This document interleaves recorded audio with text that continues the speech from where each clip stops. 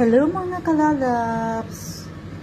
Bumili ako ng isda na galunggong kahapon kasi nag-day off ako.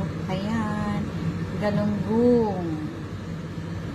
Ang tagal ko hindi nakakain ng galunggong na isda. Ang tagal namin hindi nakakain.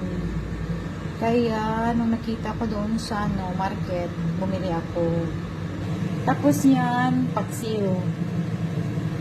Bumili ako ng 1 kilo na isda, tapos yung half iprito at saka ipaksiw.